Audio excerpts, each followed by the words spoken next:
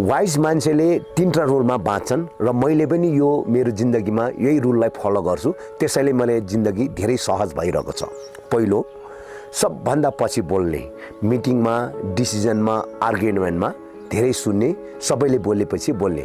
किनभने तपाईले सबैको पोइन्ट सुनेपछि तपाईलाई रेस्पोन्स गर्दा तपाईले इन्फर्मेटिभ रेस्पोन्स गर्न सक्नुहुन्छ र मान्छेले पनि नोटिस गर्छ कि जो कम बोल्छ त्यसमा वेट बढी हुन्छ भनेर।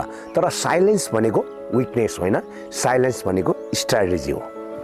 दोस्रो, निर्णय एक्लै गर्नुहोस् होइन। ओपिनियन सबैको सुन्ने हो, फिडब्याक सबैको लिने हो, तर फाइनल डिसिजन भनेको तपाईँ नै हुनुपर्छ। किनभने निर्णय धेरै मान्छेले गर्छन्, एभ्रीबडी डिसिजन होइन, नोबडी रेस्पोन्सिबिलिटी भन्ने हुन्छ नि त होइन। तपाईँको निर्णय तपाईँको जिम्मेवारी हो, तर यसले क्ल्यारिटी पनि ल्याउँछ, यसले कन्फिडेन्ट पनि ल्याउँछ। त्यसै कारणले आफ्नो निर्णय गर्नुहोस्। तेस्रो, जसले अलरेडी निर्णय गरिसकेको छ नि उसलाई एक्सप्लेन गर्दै नबस्नुहोस्।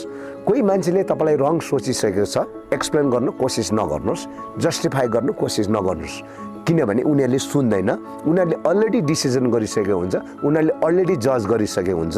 तपाईँको इनर्जी मात्र सकाउनुहुन्छ। तपाईँको इनर्जी चाहिँ कहाँ लाउनुहोस् भने रिजल्टमा लाउनुहोस्, काममा लाउनुहोस्, ताकि रिजल्ट आफै बोल्छ। यो तीनटा रुल बोल्न सिम्पल छ, फलो गर्नुमा गाह्रो छ, तर जसले गर्छ उसको जिन्दगी चाहिँ पक्कै बन्छ भन्ने मलाई थाहा छ।